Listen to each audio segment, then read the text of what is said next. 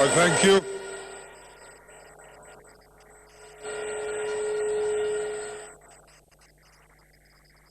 I thank you very much, ladies and gentlemen.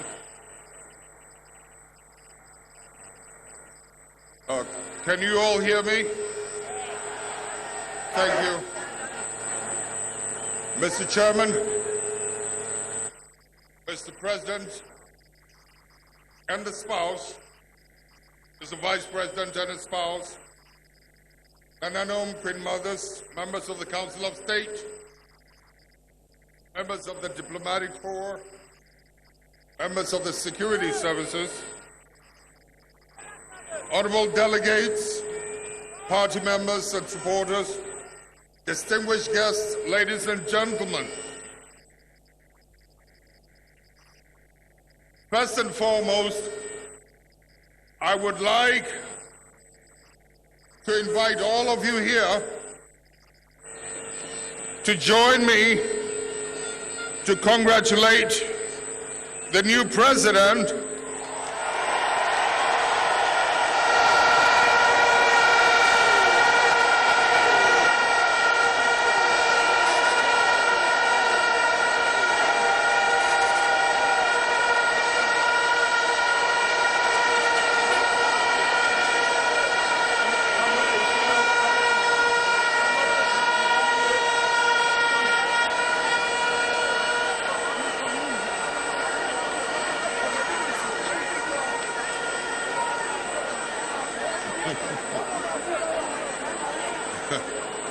Next time I mention his name, I suggest you wait for the follow-up. The reason why I'm asking you to join me to congratulate him is even greater than his emergence onto the throne. What has he done?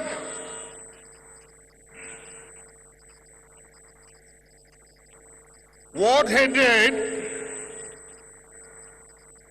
was to respond to an urgent request I made to him to use his authority to help provide street lights to a few villages where a spate of killings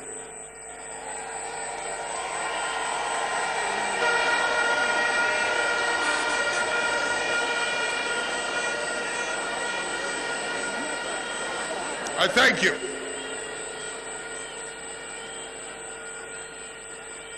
He very quickly ordered the national electricity people to go and plant the poles and get the place lit up, and to provide electricity streets, provide street lights to a few villages, as I said, where a spate of killings which have increased drastically over the last year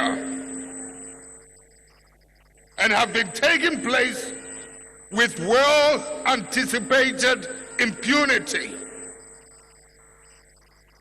I have tried over the past year or more to draw the attention of some personalities and state institutions to the brutal killings, especially of women.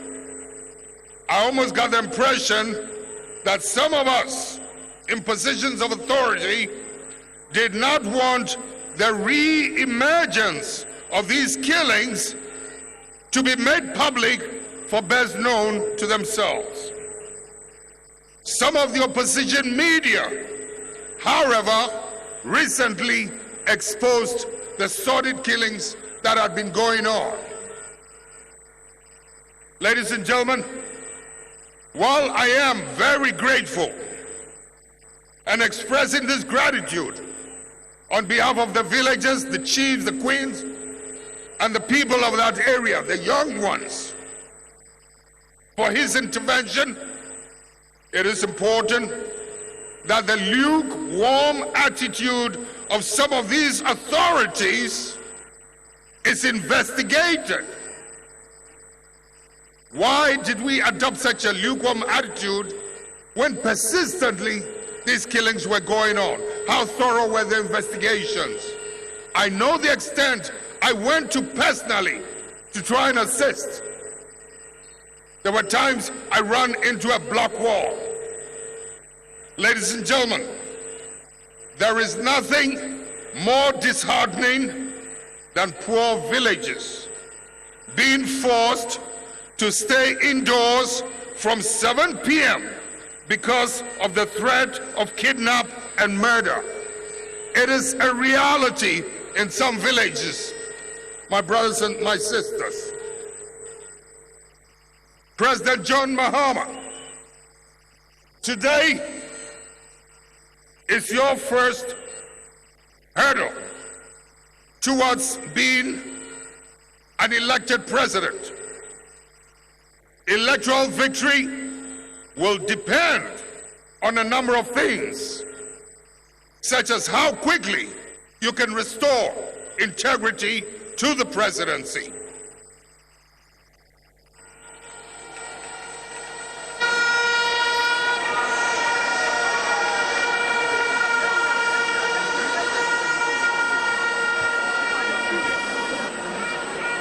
How quickly he can restore integrity to the presidency, and not just to the presidency, but to his government and to the party. Mr. President, fellow Ghanaians, it is often said that we should not throw out the baby with the bathwater.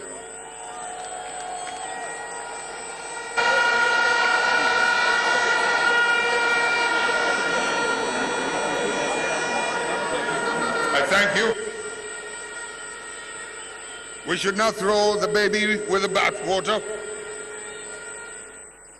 But then, what do we do when some of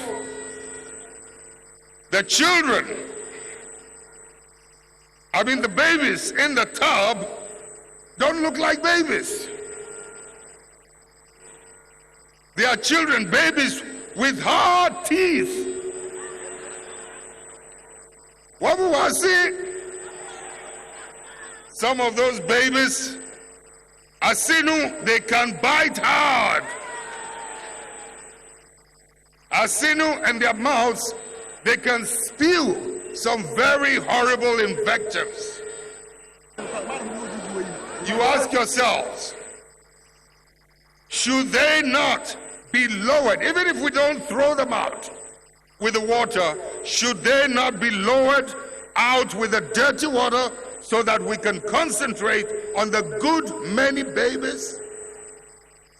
After all, you and I know that one bad nut is all it takes to spoil the taste in your mouth. Ladies and gentlemen, listen to this one too. For those of us who are living in some villages, when we find ourselves at a wooden bridge, trying to cross a wooden bridge, and some of the planks across the bridge are rotten, I want to ask you, do we wait to get new planks before removing the rotten ones? Or do we remove the rotten ones immediately in order to prevent the potential loss of limbs, or somebody falling, breaking his legs, or somebody falling and losing his life? There are some who feel we must leave the rotten ones there till we cut new ones. I say no. If you can remove some of the rotten ones, at least we will avoid, standing on those ones. We will not put pressure on those ones. We will go past those ones. But if we leave them there, we're inviting disaster. Ladies and gentlemen, and my brothers and my sisters, my fellow countrymen and women, the uncivilized tendency of poking thoughtlessly people who have sacrificed for both party and country, and later attempting to embrace them for political expediency, must stop.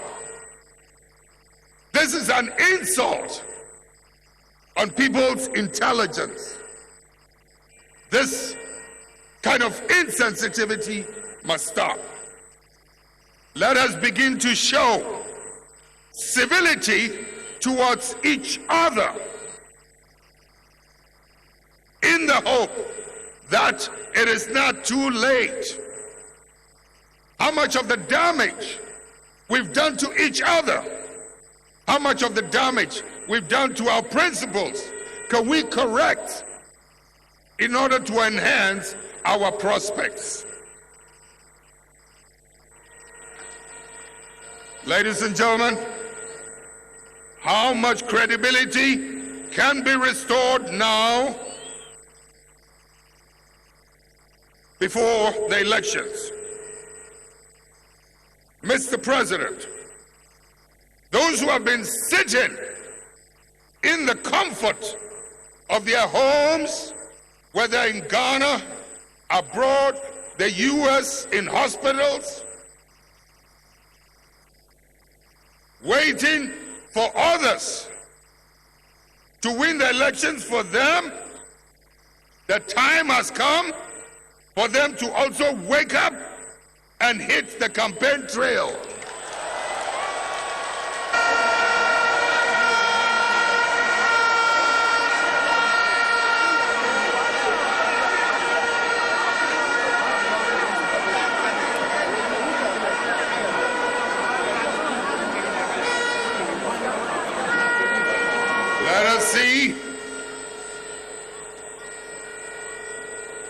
Let us see how those difficult times, even riding in their air-conditioned cars, throughout the forest, the bushes, etc., hours on end, till 11 midnight, till 2 a.m., 3 a.m., let us see them also getting a taste of the kind of exercise, the kind of, it's pretty close to a military exercise. How much of this exercise some of us have been engaged in from day one? 79 out and back, and 31st December 82. No rest. For them, it's only going to be a few months. Let us see how good, how efficiently they'll be able to hit the ground and running. And I wish them well. Ladies and gentlemen,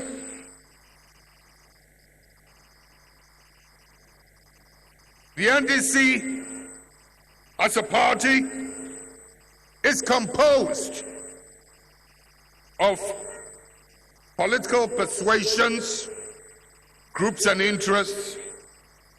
It is therefore crucial that all these interests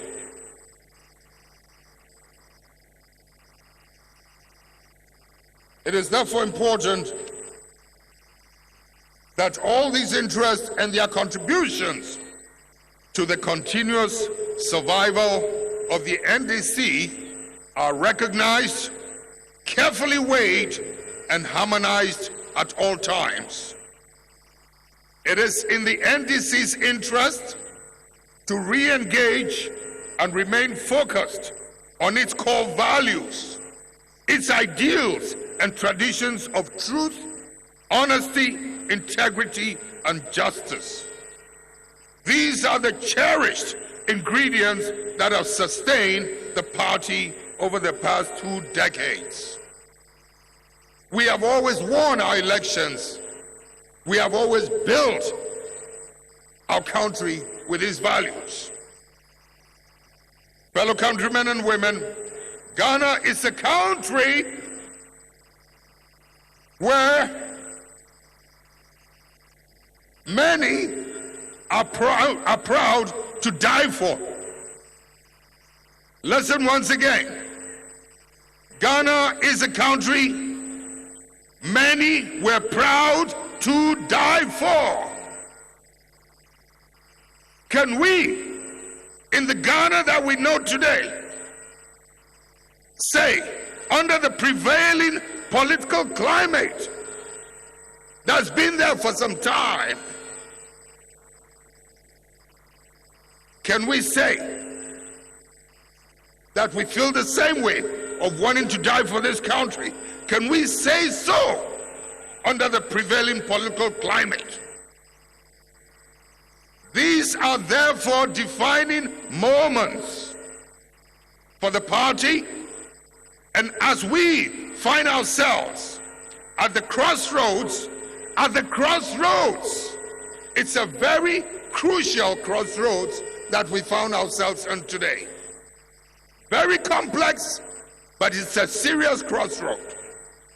Let us use this gathering, hopefully, to get back to the noble principles and values that have always distinguished us from other political traditions.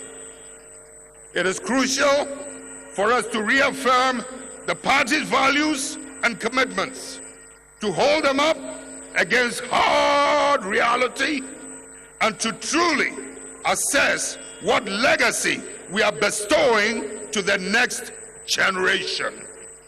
I thank you, and God bless you. Thank you very much. Okay.